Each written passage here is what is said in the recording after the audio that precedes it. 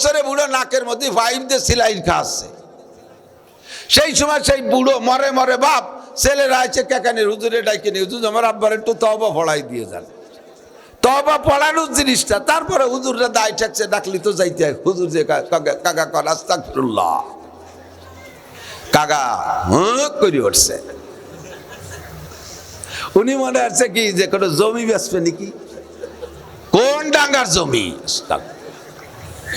মরার সময় জমি কেনে কতক্ষণ তওবা হবে না। আল্লাহ পাক বলেন ইন্নামাত তাওবাতু আলাল্লাহি লিল্লাযিনা ইয়ামালুনাস সাইয়্যাত, ইন্নামাত তাওবাতু আলাল্লাহি লিল্লাযিনা ইয়ামালুনাস সাইয়্যাত সুম্মা ইয়াতুবুনা মিন করিব।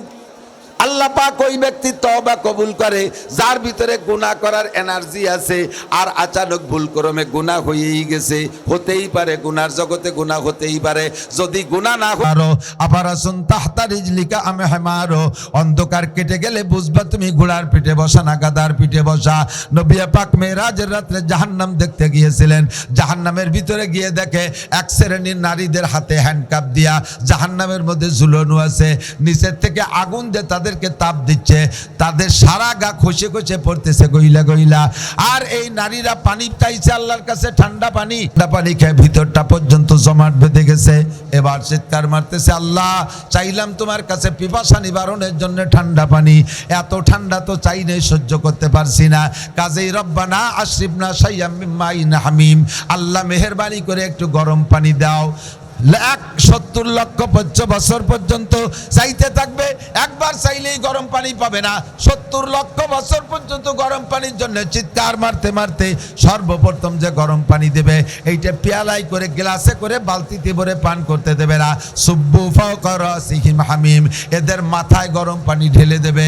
এই গরম পানি কোরআন শরীফের আয়াতের তরজমা দোস্ত, এই গরম পানিতে সারাটা গা ফুসকা হইয়া ঠুসা পইড়া পুজে সম্পূর্ণ ভরপুর হয়ে যাবে। কিন্তু ভিতরে এখনো ঠান্ডা কাটে নাই, ভিতরে ঠান্ডার জন্য গরম পানি চেয়ে যাচ্ছে। রব্বানা আশরিবনা শাইয়্যাম মিন মাইন হামিম, আল্লাহ একটু গরম পানি পান করতে দাও। সুম্মা সুব্বু ফাওকা রাসিহিম হামিম, আবারও তাদের মাথায় গরম পানি ঢেলে দেবে। দ্বিতীয়বার গরম পানি ঢেলে দিলে এই গরম পানির তাপে শরীরের সমস্ত ফুসকাগুলো ফাইটা, এই ঠুসাগুলো ফাইটা ভিতরে যে পুষ ছিল ওই পুষগুলো একটা ড্রেন দিয়ে যাইয়া একটা গর্তের মধ্যে জমা হবে, একটা গর্তের মধ্যে জমা হবে। ওই গর্তের নিচে যে জাহান্নামের আগুন দিয়ে জাল দিতে দিতে দিতে দিতে এমন এমন হয়ে যাবে যেন সেই পুজের ভিতর দিয়ে আগুন বের হচ্ছে। ওদিকে তারা তো গরম পানি চেয়েই যাচ্ছে, তাদেরই গায়ের পানি, তাদেরই গায়ের পুজ এমনভাবে জাল দিয়া এরপরে তাদেরকে পেয়ালায় দেওয়া হবে, ইশরাবু, ঠিক আছে এখন পান করো। যখন ওই পচা গরম পুজ পান করবে সঙ্গে সঙ্গে ভিতরে নারী বুড়ি সব পয়সা নারীদের সরঙ্গাতে বের হতে থাকবে।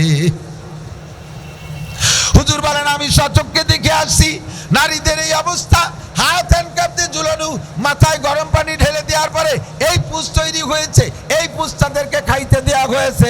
আর ওই পুজের কারণে নারী বুড়ি পয়সা সরঙ্গাতে লজ্জাস্থান দিয়ে বের হচ্ছে। আর এই লজ্জাস্থানে জিব্বা লাগাইয়া ওই পুজ জিব্বে দিয়ে চাইতে খাইতেছে এক শ্রেণীর পুরুষরা। হুজুর লজ্জায় চক্ষু বন্ধ করে পিছনের দিক তাকায় জিব্রাইলকে বললেন, জিব্রাইল মান হাউলাই ওয়া শানুহুম, ও জিব্রাইল এরা কারা, এদের এই বিচারটা কেন হচ্ছে? জিব্রাইল বললেন, হুজুর আগে নারীদের পরিচয় নেন। হুন্না জুনাত ওয়া কুল্লুহুন্না উম্মাতুক, এই সব মহিলারা আপনারই উম্মত, অন্য কোন নবীর উম্মতরে আপনাকে দেখানো হচ্ছে না, আপনারই উম্মত। এদের দোষ কি? কয় হুন্না জুনাত, এরা ব্যভিচারিণী নারী, পয়সার লোভে জিনা করেছে, আনন্দ ফুর্তিতে জিনা করেছে, দেহ ব্যবসা করে তারা বিভিন্ন ভাবে আনন্দ ফুর্তি করে পয়সা কামাই করেছে। এই সকল নারীদের বিচার, এরা তওবা করে মরে নাই, দুনিয়ার থেকে তওবা করে নাই। অ্যাক্সিডেন্ট হতেই পারে, সাথে তওবার দরজা খোলা আছে। জিন্দেগিতে অ্যাক্সিডেন্ট হতেই পারে নফসে শয়তানের দোকায় পড়া, কিন্তু তওবা করলে আল্লাহ এই বিচারের থেকে মাফ করে দিবেন। এরা তওবা করে নাই, ওই নিশায় থাকতে থাকতে তাদের মরণ হয়ে গেছে। তাই কোটি কোটি বছর তাদের বিচার হবে, এমন করে তাদের সরঙ্গাতে পুজ বের হতে থাকবে। খাচ্ছে যারা, তারা কারা? জিব্রাইল। জিব্রাইল বললেন, হুজুর তারা আপনার উম্মত, তাদের মধ্যে দুইটা দুইটা দল, একদল হুমুজ জানি, ওরা ব্যভিচারী জিনাখোর। এইভাবে জিনার নেশায় থাকতে থাকতে অন্যায় করতে করতে করতে করতে বিনা তওবায় মারা গেছে। তাই তাদের বিচার এমন, তারা নারীদের সরঙ্গাতে বের হওয়া পুষ পান করবে। 2 নম্বর ওয়াহুম শারিবুল খামার, অহুম শারিবুল খামার, এ যুবক অহুম শারিবুল খামার। নবী পাক বলেন নেশাখোর, গাঁজাখোর, এবাখোর, ফেনসিডিলখোর, হিরোইনখোর, মাদকখোর যারা আছো এক্ষুনি সতর্ক হইয়া যাও। আল্লাহর ফজলে কিয়ামতের ময়দানে দেখা হবে ইনশাআল্লাহ। আজকে যদি তওবা করো তাহলে আল্লাহ পাকের ওয়াদা, ফাউলাইকা ইউবাদদিলুল্লাহু সাইয়্যাতিহিম হাসানাত। বিগত জীবনে যত অন্যায় করেছো, এই মর্মে যত অন্যায় করেছো, সব গুনাহ আল্লাহ ক্ষমা করে দিয়ে গুনাহ সংখ্যা পরিমাণ নেকি আমলনামায় দিয়ে দেবে। এই তওবা কবুল হয়েছে তার প্রমাণ। যে কথা বলছি, প্রত্যেক ইবাদত কবুলের প্রমাণ তো গুনাহ তওবা কবুলের প্রমাণ। যে গুনাহ থেকে তওবা করেছেন, এই গুনাহ যদি আর না করেন তাহলে বুঝবেন তওবা কবুল হয়ে গেছে। আজকে থেকে আমি কি এই গুনাহটার থেকে তওবা করতে পারি? একটু তওবা করতে পারি? সবাই মিলে একটু হাত দেখাই, কারণ সবাই তো মদ গাঁজা খায় না, বিভিন্ন গুনাহ তো সবাই করি। পড়ি আস্তাগফিরুল্লাহ, আস্তাগফিরুল্লাহ, আস্তাগফিরুল্লাহ রাব্বি মিন কুল্লি যামবি ওয়া আতুবু ইলাইহি লা হাওলা ওয়ালা কুওয়াতা ইল্লা বিল্লাহিল আলিয়্যিল আযীম।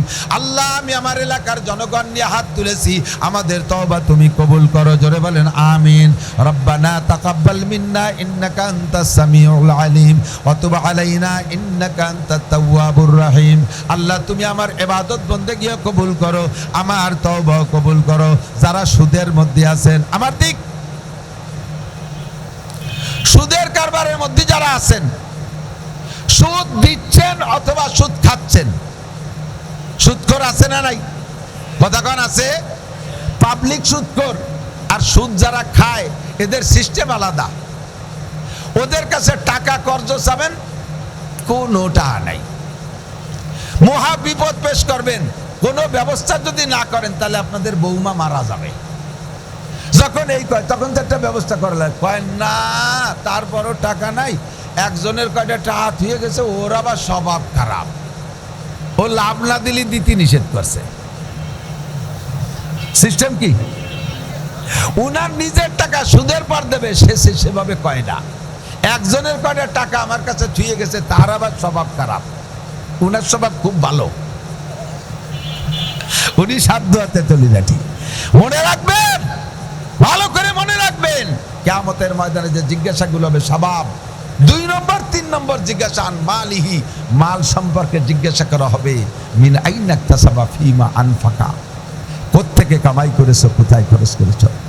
আপনি বলবেন আল্লাহ আমার ইনকামের মধ্যে কোনো সমস্যা নেই, তুমি শুনলে আশ্চর্য হয়ে যাবা।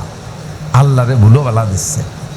কদি কিভাবে কামাই করেছে? শেষ রাত্রে উঠে তাহাজ্জুদ করছি, ফজর পর্যন্ত 12 তাসবিহ জিকির করছি, মুনাজাত করতে করতে আজান দিয়েছে। ফজরের নামাজের সুন্নত ঘরে পড়া সুন্নত কেখানে রুজু করেছিল, সেই থেকে আমি ঘরেই সুন্নত পড়ি এবং প্রথম রেখাতে কুলিয়া, দ্বিতীয় রেখাতে কুলহু, এই দিয়েই সুন্নত পড়ছি। এরপরে জামাতে নামাজ পড়ছি, জামাতে নামাজ পড়িয়ে বাড়ি চলে আসিনি, 2.5 ঘন্টা দাওয়াতের মেহনত করছি। এরপরে আবার সরমুনের হুজুর কাছে মরিদ ছিলাম, সেই জন্য আধা ঘন্টা হুজুরের দেওয়া ওজিফা জিকির ও ফজরবাদ করছি। এরপরে ইশরাকের নামাজ পড়ে বাসায় আসি, আইসে দেখি যে বাসায় রান্না হয়ে গেছে। এক দস্তারখানে এক প্লেটে ফ্যামিলির 4 জন সদস্য সুন্নতি তরিকায় খানা খাইয়া রিক্সা খান, ভ্যান খান, অটো খান নিয়ে বেরোইছি। সারা দিন ভরে ভ্যান চালাইছি, রিক্সা চালাইছি, কাহারও কেউরে কষ্ট দিয়ে ধোকা দিয়ে পয়সা নেই। নামানোর পরে যে যা দেশে তারপর শুকর আদায় করছি। আর আজান হওয়ার পরে একটা প্যাডেল মারি নেই কোনোদিন। আজান হওয়ার সাথে সাথে ভ্যান, রিক্সা, অটো যা চালাইছি দাঁড় করে দিয়ে জামাতে নামাজ পড়ছি। এভাবে 5 ওয়াক্ত নামাজ, ঈশার নামাজ পড়িয়ে বাসায় আইসা নামাজ পড়িয়ে এরপরে সূরা ওয়াকিয়া আর সূরা মুলুক পড়ে রাতের খানা আবার সুন্নতি তরিকায় খাইয়ে এরপরে ঘুমাইছি। এই হলো আমার জীবনযাপন, ইনকামের পদ্ধতি এই ছিল। আল্লাহ ভ্যান চালাইয়া রক্ত পানি করা টাকা, বলো আমার এর মধ্যে কোনো সমস্যা আছে? আল্লাহকে ইনকামের ব্যাপারে golden A plus, thank you, okay, কোনো সমস্যা নাই। খরচ করছো কোথায় একটু কম? কয় যে তো ভাবছিলাম যে তুমি ইনকাম শুনে থামিয়ে যাবো, আমার খরচের কথা শুনলে ওই জায়গায় একটু সমস্যা আছে। ওই শনিবারে ব্যারাকের কিস্তিতে টাকা কয়টা দিয়ে দিছি, গ্রামীণ ব্যাংকের কিস্তিতে টাকা কয়টা দিছি। আল্লাহকে ফিটি সালাম আনন্দ। ইনকাম ভালো, খরচটা ভালো না। ইনকাম ভালো, খরচটা ভালো না। আমার কথা মিনাইন ইকতাসাবা ফিমা আনফাকা, কোত্থেকে কোথায় খরচ করেছো? কামাই ভালো, খরচ ভালো না, এটাও তুমি অন্যায় করেছো। আর একজন কয় আল্লাহ আমারটা কব নাকি? কয় যাই তো কও যে তোমারটা কয়। আল্লাহ আমার খরচের কথা শুনলি তুমি আর অধিক চাবাই না। কও দি তুমি কি খরচ করছো? কয় কি আল্লাহ জাকাত দিছি প্রত্যেক বছর পাই টু পাই হিসেব করে একটা টাকাও বাকি রাখিনি। কুরবানির সময় বড় বড় 4টে গরু কিনে জবাই দিয়ে মাত্র 5 কেজি আমরা রান্না বান্না করে খাইছি, সব গ্রাম করে দান করে দিছি। সদকা ফিতরা রমজানের ভিতরে দিছি, এ হলো মালি জাকাত। 5 বার হজ করছি, 10 বার উমরা করছি। প্রত্যেক বছর তবলিগে নিসাবি চিল্লা দিছি, আর 1 সাল লাগাইছি একবারে। আর আমার টাকায় দিয়ে 50 জনের বিদেশে তবলিগ করতে পাঠাইছি। দেশে যে কত দিছি তার ঠিক নাই। 10টা মসজিদ করছি, আর আমার বাড়ির পাশের মাদ্রাসায় তো অকাতরে দিছি। ফকির মিসকিন কেউ আসলে কোনোদিন তার ভিড়েই নেই, এভাবে সব করছি। বলো আল্লাহ আমার এই খরচটা কেমন হয়েছে? আল্লাহকে দারুণ খরচ করছিস তুই। এতটা খরচ করছিস, টাকা পালি কোন জায়গা? খরচ তো তুই ভালোই করলি। শেষে কয় যে শেষবারে হজে গেলাম, ওই সময় যে কাবা ঘরের গিলাপ পাল্টাবে, তো তাকে তো টাকার অভাব নাই, তবুও সুযোগ পেয়ে 10 লাখ টাকা দিয়ে এসছি কাবা ঘরের গিলাপ। এত টাকা বালি কোন জায়গা? তোর বেতন কত? বেতন 25,000 টাকা। বেতন 25,000 টাকা বেতনের পর এই যে খরচ করলি, এই টাকা বালি কোন জায়গা? ছেলে একটা ইনকাম ছিল, ওগুলো তোমার দেওয়ার দরকার নেই। রাস্তায় দাঁড়াতাম, চেরাকের সাথে মুসাফা করতাম, পকেটে তুলতাম, একটু থানায় হালকা পাতলা দালালি করতাম, কোর্ট কাছারিতে কিছু দালালি ছিল। এই সিস্টেম কইরা হারাম ভাবে ইনকাম করে, পরিষ্কার হাদিস লা সাদকাতা মিন গুলুল, হারাম টাকা যারা ইনকাম করেন, কাকানি মাদ্রাসাও দিয়েন না, সুলতান শৈখুল মাদ্রাসা দিয়েন না, মাদ্রাসা আপনি দিয়েন না, হারাম টাকা দান করে সওয়াবের নিয়ত করলে নেকি তো হবেই না, আপনি কাফের হয়ে যাবেন। আবার বলি, হারাম টাকা দান করে সওয়াবের নিয়ত তো করলে সওয়াব তো পাবেনই না, আপনি সওয়াবের নিয়ত করলে কাফের হবেন। কেন কেন কাফের হবেন? আল্লাহ রসুল বলেন মা আমানা বিল কুরআনে মান ইস্তাহাল্লা মাহারিমাহু, কুরআনে যাকে হারাম বলেছে, একটা হারামকে যদি আপনি হালাল মনে করেন, ধরে নেওয়া হবে গোটা কোরআনকে অস্বীকার করেন। আর কোরআনকে অস্বীকার করা মানে আল্লাহকে অস্বীকার করা, আর আল্লাহকে অস্বীকার করা মানে ওই লোকটা মোমেন না কাফের? একটু সবাই বলেন মোমেন না কাফের? যে কোনো হারামকে হালাল মনে করা, তাতে ঈমান নষ্ট হইয়া যায়। আপনি হারাম মাল দান করবেন না, হারাম মাল দান করবেন না। অনেকের হালাল হারাম 2 প্রকারের ইনকাম আছে, আমরা তো ওভাবে জিজ্ঞেস করে কালেকশন করতে পারি না। আমরা যে কাকা হালাল টাকা থাকলে দেন, হারাম থাকলে দিয়েন না, তাহলে তার একটু অপমান করা হয় না? তাহলে আমাকে টাকা দেবে না কেউ করে দেন। এখন আপনারা এখন যে আপনার পাইকারি ধরে নেন, তা হালাল হারাম তো একটু জিজ্ঞাসা করে নেন না। আমরা এই জায়গায় আপনার প্রতি সুধারণা করে নেই। আপনার তো ন্যায্য বেতন 25,000 তো আছে, ন্যায্য বেতন 25,000 আছে, আর হারাম টাকা মোটা মোটা কামাই করতেন 25 লাখ। আমরা আপনার কালেকশন করি আপনার কাছ থেকে, আমরা ধরে নেই ওই হালাল 25,000-এর প্রতিতে আমরা নিচ্ছি। আর যেটা হারাম কামাই করেন সেটা আপনি করে বেড়াচ্ছেন, বাকি আপনার নগদে এখন চোখের সামনে। আমি এক পুলিশের কাছে কালেকশনে গেছিলাম, তো পুলিশের কাছে টাকা চাইছি, পকেটের থেকে এক বান্ডিল ধরে টাইনি বের হয়েছে। আল্লাহ পাক আপনাকে তৌফিক দিয়ে দেবেন, ইনশাআল্লাহ যাইতে পারবেন, ইনশাআল্লাহ যাইতে পারবেন। এমন করে প্রত্যেকটা ইবাদত, এক খতম কোরআন শরীফ পড়তে রইতে যদি আল্লাহ পাকের পছন্দ হয়, আর এক খতম পড়ার তৌফিক আল্লাহ পাক দান করে, এইটা হলো ইবাদত কবুলিয়াতের আলামত। আর গুনাহ থেকে তওবা করেছেন, তওবা কবুলিয়াতের আলামত হলো, তওবা কবুলিয়াতের আলামত, যে গুনাহ থেকে তওবা করেছেন ওই গুনাহ যদি আর কোনোদিন না করেন। যে গুনাহ থেকে শুধু মুখে আস্তাগফিরুল্লাহর নাম তওবা না, আস্তাগফিরুল্লাহ পরে আর গুনাহ করতে থাকে, গুনার ফাঁকে ফাঁকে আস্তাগফিরুল্লাহ। বিড়ি খায়, বিড়ি টানে টানে, বিড়ি টানতে ছাড়িয়ে দেয়, ফাঁকে একবার আস্তাগফিরুল্লাহ। সুদের টাকা হাতে গোনে আর গায়ে আস্তাগফিরুল্লাহ রাব্বি মিন কুল্লি, ঘুষের টাকা হাতে গোনে আর গায়ে আস্তাগফিরুল্লাহ রাব্বি মিন কুল্লি, গুনাহ করে আর ফাঁকে ফাঁকে আস্তাগফিরুল্লাহ রাব্বি মিন কুল্লি। আল্লাহর কসমে তওবা বলে না, তওবা বলে যে গুনাহ থেকে তওবা করেছেন ওই গুনাহ যদি আর কোনোদিন না করেন, তাহলে তার নাম হলো তওবা। আর এই তওবা যদি কবুল হয়ে যায়, তাহলে বিশাল একটা বেনিফিট আল্লাহ পাক বলেন, উদাআফ লাহুল আযাবু ইয়াওমাল কিয়ামাতি ওয়া ইয়াখলুদ ফীহি মুহানা ইল্লা মান তাবা ওয়া আমানা ওয়া আমিলা আমালান সালিহা ফাউলাইকা ইউবাদদিলুল্লাহু সাইয়্যাতিহিম হাসানাত ওয়া কানা আল্লাহু গফুরার রহিমা। বান্দা যত গুনাহ করো না কেন, তুমি যদি অন্তর থেকে তওবা করো, তওবার সিস্টেম আছে, বিভিন্ন সময় তওবা শুনবেন, রাতে ঘুমানোর সময় যে দোয়াটা বলছেন বিছানায় যাইয়া ঘুমের দোয়া, কি দোয়া বলছেন? আল্লাহুম্মা বিসমিকা আমুতু ওয়া আহইয়া, করেন না দোয়া করেন না? আল্লাহুম্মা বিসমিকা আমুতু ওয়া আহইয়া, দোয়াটার তর্জমা কি জানেন? আল্লাহ তোমারই নামে মরিতেছি, আবার সকালবেলা যখন উঠবো তোমার নামে উঠবো। আমাদের সকলেরই জানা আছে জীবনে 2-4টে ঘটনা এমন যে আমাদের আপনজনদের ভিতরে, এলাকার ভিতরে অনেক লোক রাতের বেলা ঘুমাইছে আর ফজরের সময় ওঠে নাই, ও ঘুমের মধ্যে মরণ হয়ে গেছে, এরকম 2-1টা জানা আছে না নাই? যেই ঘটনা যার নামে ঘটেছে, রাতের বেলা ঘুমাইছে আর ওই ঘুমের থেকে ওঠে নাই, এই যে যার অ্যাক্সিডেন্ট ঘটে গেছে শুধু তারই জন্য খাস না, আমার জিন্দেগিতে এমন হতে পারে আমি রাত্রেবেলা দোয়া পড়ে ঘুমাইছি, আল্লাহ আমি মরিতেছি তোমার নামে। ঘুম হলো মরণের সাদৃশ্য। মানুষ যখন মরে যায় তখন দুনিয়ার যেমন কিছু টের পায় না, মানুষ যখন গভীর ঘুমে নিমজ্জিত হয়ে যায়, দেখেন মাথার কাছ থেকে সরে মাল দিয়ে যার টের পায় না, দরজা খুলে মালামাল চুরি হয়ে যাচ্ছে টের পায় না, এটা মরণের সাদৃশ্য। আর আমি দোয়া পড়েছি ঘুমের সময়, আল্লাহুম্মা বিসমিকা আমুতু, আল্লাহ তোমারই নামে মরিতেছি। হইতে পারে আমার এই ঘুমটা চির মরণ, এইটা আমার আখেরি ঘুম হয়ে যেতে পারে। আবার সকালবেলা যখন ঘুম থেকে উঠেছেন দোয়া পড়ছেন কি?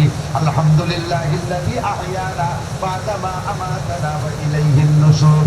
এটা পড়েন তো, দোয়া পড়েন তো, আলহামদুলিল্লাহিল্লাযী আহইয়ানা বা'দা মা আমাতানা ওয়া ইলাইহিন নুশুর। এই দোয়ার তরজমা কি জানেন?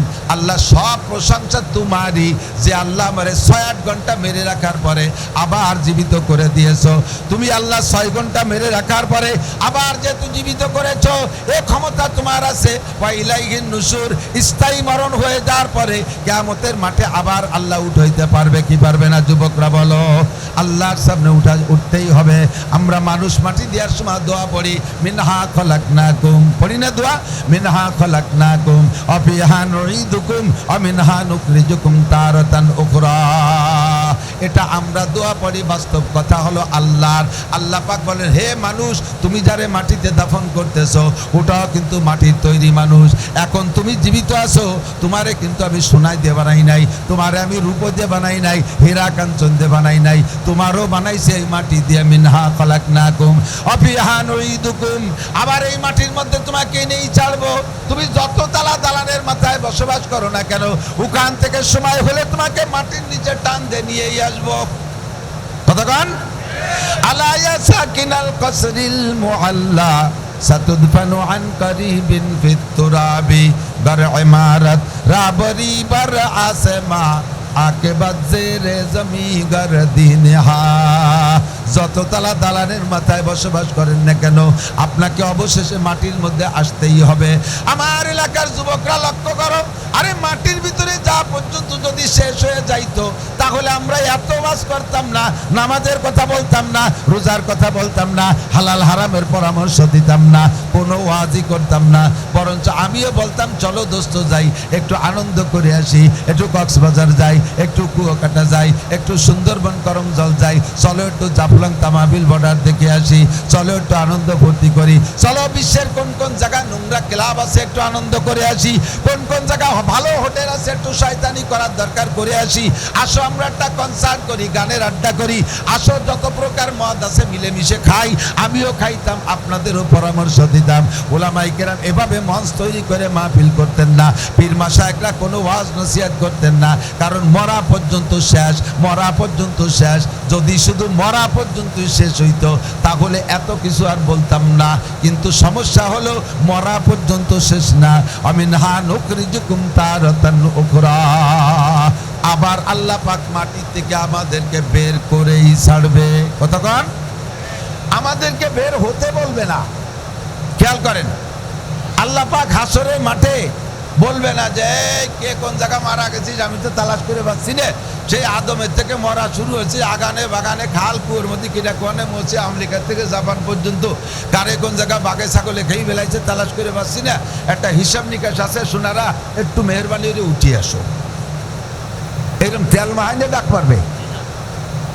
আল্লাহ তোমারে উঠতে বলবো না। আমি আল্লাহ বের করে ছাড়বো। কোন জায়গায় লুকায় পালাইয়া থাকতে পারবে? কেউ পালাইয়া থাকতে পারবে না। হে যুবক, পাগলা পাগলামি করো, মস্তানি করো, শয়তানি করো, বদমাশি করো, যাই কিছু করো না কেন, মনে রাখতে হবে, উঠতে হবে আল্লাহর সামনে। তোমাকে আল্লাহর সামনে উঠে জবাব দেওয়া লাগবে।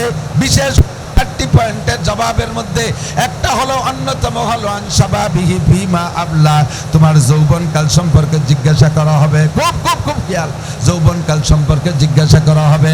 কেন? কয় মানব জীবনের ভিতরে যৌবনকালটা হলো সবচাইতে ইম্পর্টেন্ট টাইম।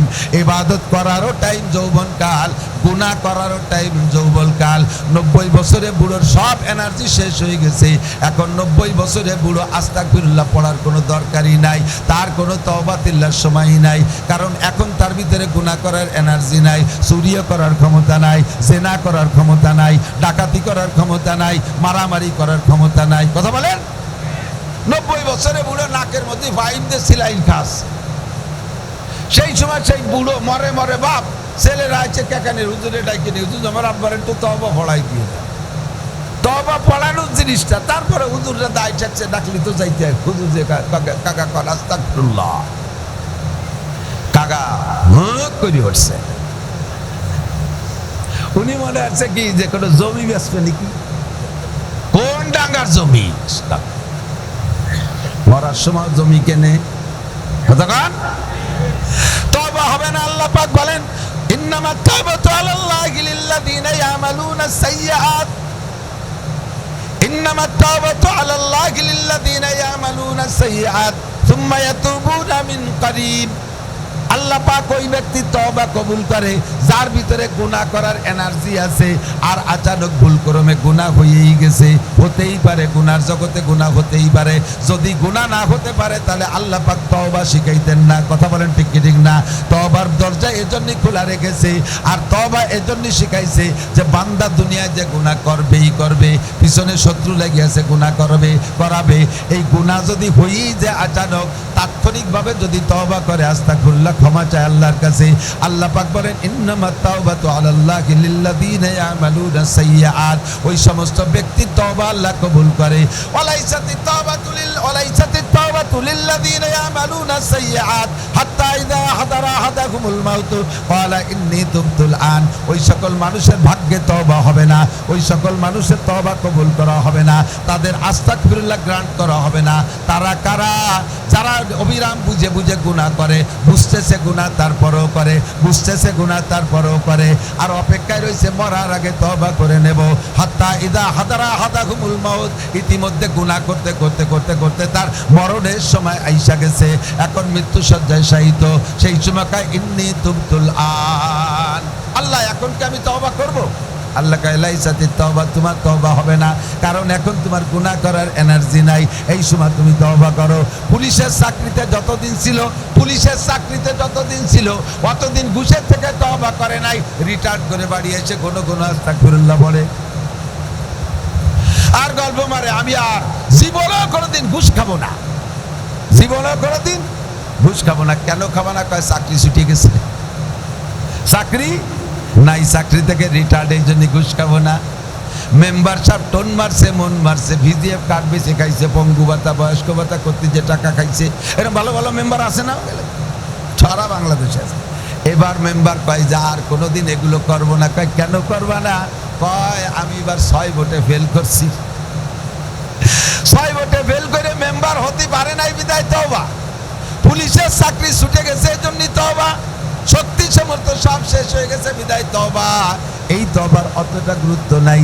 আল্লাহ কয় তওবা করবা যখন তোমার গুনাহ করার এনার্জি আছে, ক্ষমতা আছে, শক্তি আছে, পাওয়ার আছে, ওই সময় তওবা করো। তাই বলে বুড়োরা ভয় পেন না। এখনো পর্যন্ত যারা এখানে আছেন দাড়ি পাকা মুরব্বীরা, বুড়ো মানুষ সম্পর্কে আবার অন্য হাদিস আছে, বুড়ো মানুষ যখন ঠোঁট বাঁকাইয়া চোখের পানি বের করে কাঁদে, যখন ঠোঁট বাঁকায় বাঁকায় কাঁদে, চোখ থেকে পানি পড়ে, আল্লাহ কামুল হাকিমিন ওই দাড়ি পাকা বুড়ো মানুষটার চেহারার দিকে তাকাইয়া মায়া করে তার জীবনের সব গুনাহ মাফ কইরা দেয়। এমন একটা অফার বুড়োদের জন্য আছে। তবে গুনাহ থেকে তওবা করার সময় হলো গুনাহ করার শক্তি আর ক্ষমতা থাকা। যুবক, তুমি ইচ্ছা করলে এই জায়গা থেকে বাইসাইকেল চালাইয়া কি বলে চৈত্র মাসে যে উড়াকান্দি ঠাউর বাড়ি মেলা মেলে, এই এলাকার মুসলমানরা ওই ঠাউর বাড়ি যায় কি যায় না? বহুত জন যায়। বাইসাইকেল চালায় তুমি উড়াকান্দি যাইতে পারো। যেই যুবক যৌবনকালের শক্তিকে প্রয়োগ কইরা বাইসাইকেল চালায় উড়াকান্দি যাইতে পারো, ও যুবক তুমি অবশ্যই বাইসাইকেল চালাইয়া টঙ্গীর ইজতেমা সরমুনের ময়দানে তুমি যাইতে পারো, গহরডাঙ্গার ময়দানে তুমি যাইতে পারো। রাত 2টে 3টে 4টে পর্যন্ত মেসি আর নেইমার ফুটবলের খেলার ম্যাচ গেছে না, বিশ্বকাপ খেলায় গেছে। এই এলাকার কোনো যুবক যে একটা খেলাও মিস করছে বলে আমার মনে হয় না, যতক্ষণ পর্যন্ত রোগে ব্যাধিতে বিছানায় না পড়ে গেছে। রাত 2টের সময় তুমি ফুটবল খেলা দেখবা, কনকনে শীতের রাত্রে ফাঁকা জায়গায় টেলিভিশন সামনে করে দাঁড়িয়ে আছো। এই ক্ষমতা তোমার বেরোনোর পরে দেখছে না হুজুর এটা দেওয়া যাবে না, ওটা আরেক পিছিয়ে দিয়ে আর এক পকেটেতে বেরোচ্ছে, সেটাও দেখেন এটা দেওয়া যাবে না। পরে আর এক পকেটেতে কিছুটা আবার জি হুজুর এটা দেওয়া যাবে। তো ঘটনা কি? যে হুজুর তা কোয়া যাবে না। তাই কোয়া যাবে না যে আমি বুঝে ফেলেছি। হারাম টাকা কখনো দান করবেন না। আমাদের এলাকায় হারামখোর বহুত আছে। হারামখোর আছে না? হারামখোর যারা এই সুদে লেনদেন করে, সুদের সাথে কারবার, তাদের হাতে রমজান মাসে তাদের ইফতারি একটু মোটাসোটা হওয়াটাই স্বাভাবিক, একটু মোটাসোটা হওয়া স্বাভাবিক। আর কিছু হালাল বান্দা আছে যাদের ইনকাম হালাল আছে, তারাও মোটা পয়সা কামাই করে, তারাও খায় না তা না, একসাথে সবাই দোষারোপ করতেছি না, কিন্তু এই হারাম টাকা কামাই করে মোটা মোটা ইফতারির দাওয়াত দেয়, যাক ধরে সেদিন যাবেন। যদি জানেন যে তার আয়ের উৎস হালাল আর কিচ্ছু নাই, একমাত্র হারাম পন্থায় সে কামাই করে, তাহলে তার ইফতারি বয়কট করবেন, তার ইফতারি বয়কট করবেন। যে লোকটা সুদে সংস্থায় চাকরি করে, সুদে কারবারে চাকরি করে, সুদে সংস্থায় চাকরি করে, সুদের প্রতিষ্ঠানে চাকরি করে, ওই লোকটার বেতনের টাকা দিয়ে যদি কুরবানির ভাগই থাকে, ওই লোকটার বেতনের টাকা দিয়ে যদি কুরবানির ভাগই থাকে, তাহলে বাকি যে 6 ভাগই ছিল ওর একার কারণে পুরো 6 ভাগের কুরবানি বাতিল। যদি তারা জানে যে ওর টাকা হারাম, জানি সুদে যদি দেয়, তাহলে হারাম তো হারামি প্রতি এর বিনিময় কিছুই পাবে না।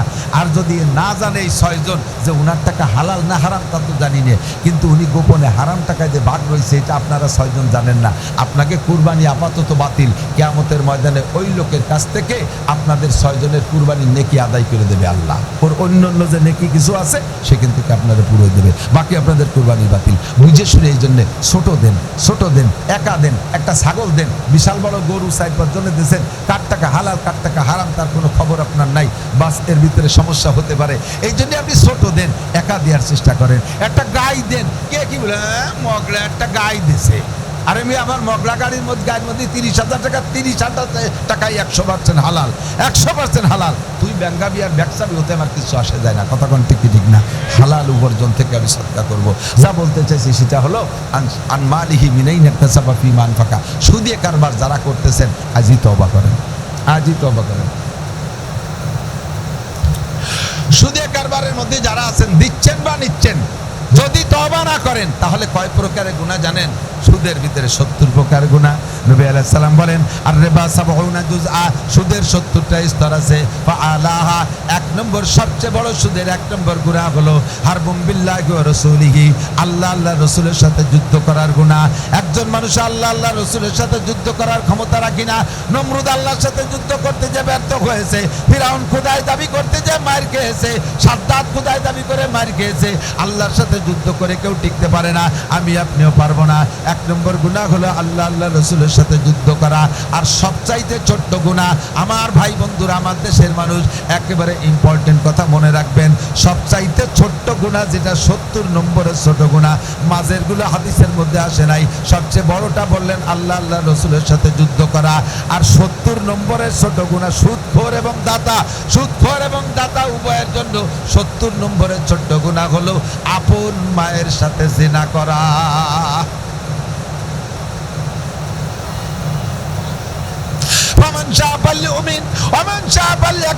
যার মনে চায় মানেন, যার মনে চান না মানেন না, কিচ্ছু আসে যায় না। আপনারা আমার আপন আমি আপনাদের আপন। কিয়ামতের ময়দানে বলবেন, আল্লাহ আমরা তো আমাদের হুজুরের বয়ান শুনতাম, বিদেশি হুজুর ছাড়া বয়ান শুনতাম না এমন না, আমাদের হুজুরের কথাও শুনতাম।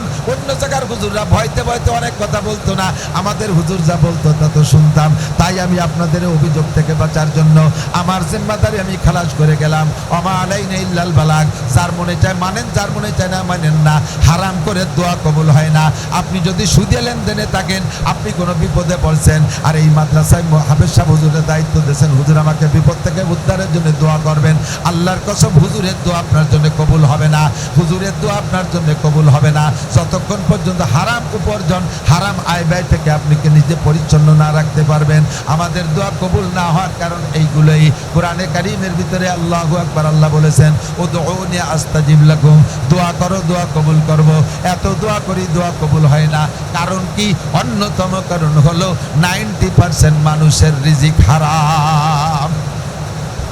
টুকায় দেখেন কোনো না কোনো ভাবে 10% রাখছে আল্লাহর বান্দাই জামানায়, সমিতির সাথে জড়িত, নামাজ পড়ে, নামাজি মানুষ, 5 ওয়াক্ত নামাজ পড়ে মসজিদি, তাও সে টাকা লাগায় দেয় সুদির পার। তার থেকে টাকা নিতে গেলে সে কর্জ দেয় না, আর কর্জ দেবেই বাকি। আর একটা কথা এসে গেছে, কর্জ নিলি তার টাইম মতো শোধ দেয় না, এই হলো আর এক জ্বালা।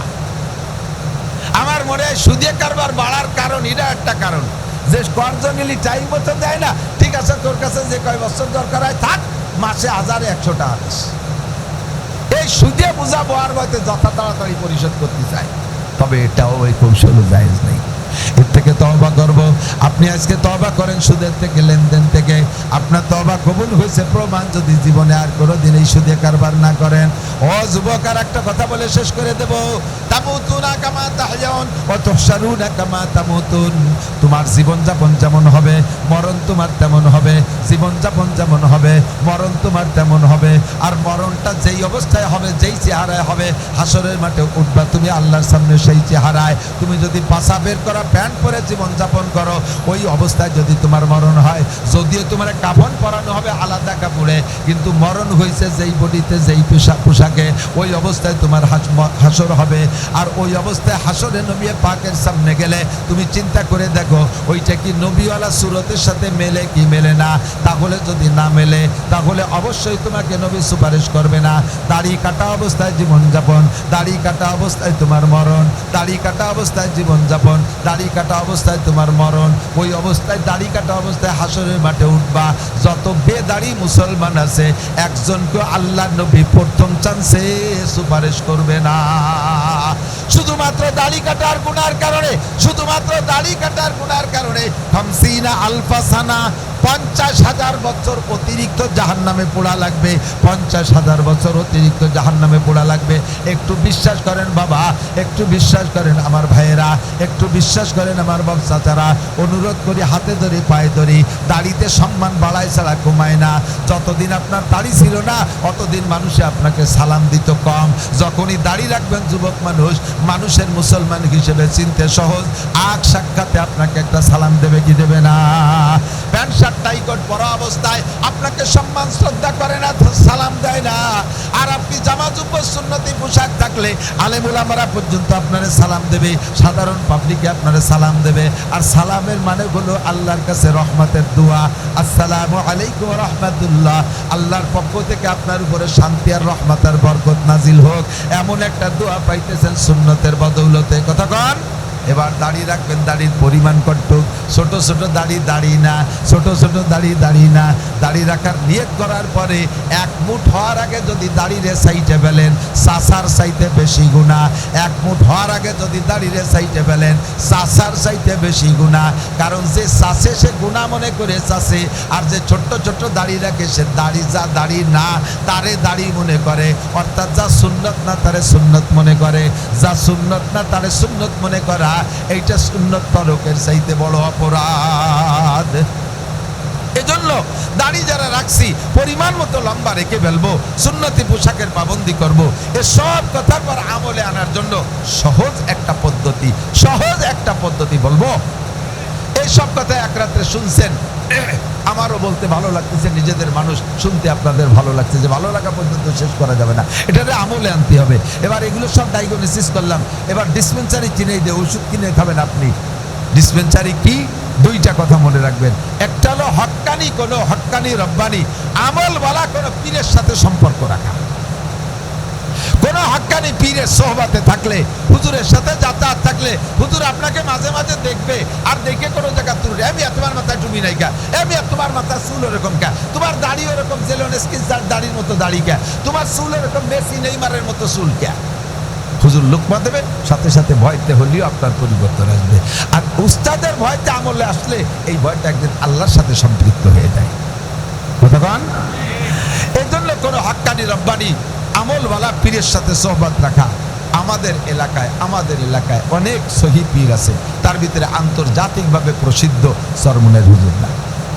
চরমুনা হযরতদের কাছে বায়াত হইলে একটা গুণ পাবলিকের, সেটা হলো কমপক্ষে বাহ্যিক আমলের পরিবর্তনটা আসে। আর বাহ্যিক অবস্থা পরিবর্তন হলে ধীরে ধীরে ভিতরটা আল্লাহ তাআলা পরিবর্তন করে দিতে পারে কি পারে না? আল্লাহু আকবার। এই জন্য আমার টুপি দাড়ি পাগড়ি জুব্বার আমলটা আসবে ইনশাআল্লাহ একজন হক্কানি পীরের সাথে সোহবত। 2 নম্বর হলো দাওয়াত ও তাবলীগের মেহনত। পীরের কাছে মুরিদ হইলে তাবলীগ করা যায় না এমন না, চরমুনায় গেলে সেখান থেকে আইসা তাবলীগে যাওয়া যায় না এরকম না। বরঞ্চ এই কথা বলবো, যদি কোনো পীর বলে তাবলীগে যাবা না, তাহলে ওই পীরের কাছেই যাবেন না। কোন পীর যদি তাবলীগের এগেইনস্টে কথা বলে, ওই পীর ভণ্ড, ওই পীরের কাছে যাবেন না। তাবলীগকে সারা পৃথিবীর সমস্ত হক্কানি রব্বানি ওলামায়ে কেরাম সমর্থন করেছে, সারা বিশ্বের সমস্ত বড় আলেমরা তাবলীগকে সমর্থন করে। দেওবন্দ পাকিস্তান, নিউটন করাচি, দারুল উলুম করাচি, এরপরে ভারতের ভিতরে বিশাল বিশাল মাদ্রাসা, আমাদের বাংলাদেশে হাটাজারি, পটিয়া, বাবুনগর, চিরি, নাজিরাট, লালবাগ, মালিবাগ, যাত্রাবাড়ি, গহনডাঙ্গা, যত মাদ্রাসার সব মাদ্রাসার হুজুররা তাবলীগ পছন্দ করে। যদি কোনো পীর তাবলীগের বিপক্ষে কথা বলে, বুঝবেন যে ওইটা ভণ্ড পীর। আর যেই পীরের কাছে মুরিদ হওয়ার পরে পীর সাহেব তাবলীগে যেতে বলে, পীর সাহেবের সবকগুলো যথাযথ পালন করবেন। আর তাবলীগে যাইয়া আমলগুলো একটু প্র্যাকটিসে আনতে সহজ হয়, প্র্যাকটিস হয়, ওর মধ্যে গেলে প্র্যাকটিস হয়, সরাসরি আমলের প্রশিক্ষণ দেয়। আল্লাহ পাক রব্বুল আলামিন আমাদের সকলকে সহি তরিকায় চলার জন্য আমাদেরকে আল্লাহ তাআলা তৌফিক দান করে। সবাই বলেন আমিন। আজকে ঈশার নামাজটা বা জামাত এখানে আদায় করব, এটা কারা কারা রাজি আছেন? একটু আল্লাহকে হাত দেখাবেন, ধোকা দেবেন না, আল্লাহকে হাত দেখাই। একটু আজকের ঈশাটা এখানে জামাতে পড়বেন, আজকে ঈশার নামাজটা এখানে জামাতে পড়বো তো ইনশাআল্লাহ। বড় জামাতে, মুবারক জামাতে নামাজ হবে। আর আমরা স্থানীয় যারা তাবলীগ করে তাদের সাথে সম্পর্ক রাখবো। আমাদের প্রাণপ্রিয় কেকানিয়া মাদ্রাসা, আমাদের প্রাণপ্রিয়, আমরা সাইরিবাই মাদ্রাসার ছাত্র, হুজুর আমাদের সাইরিবাইয়ের উস্তাদ, আর হয়তো আমাদের ছেলেদেরও উস্তাদ হয়ে যাবে ইনশাআল্লাহ। আমার ছেলেরা তো হাফেজ হয়ে গেছে, অন্য দায়িত্ব পড়ে এখন। তো মাশাআল্লাহ, আমরা এলাকার হাজার হাজার ছাত্র, সারা বাংলাদেশ না সারা পৃথিবীর যত দেশে আলেম উলামা গেছে, এই কেকানিয়া মাদ্রাসার ছাত্র সে জায়গা আছে। আমরা মন দিয়ে মাদ্রাসাকে ভালোবাসবো, মাদ্রাসাকে খেদমত করব, অর্থ দিয়ে সাহায্য করব। রাজি আছি তো ইনশাআল্লাহ? হুজুরের এই প্যান্ডেল মাইক টাইক জড়ায় যে খরচটা হয়েছে, আমরা এত মানুষ যদি 100 করে টাকাও দেয়, তাও কিন্তু এই খরচটা হয়ে যাবে ইনশাআল্লাহ। এই খরচ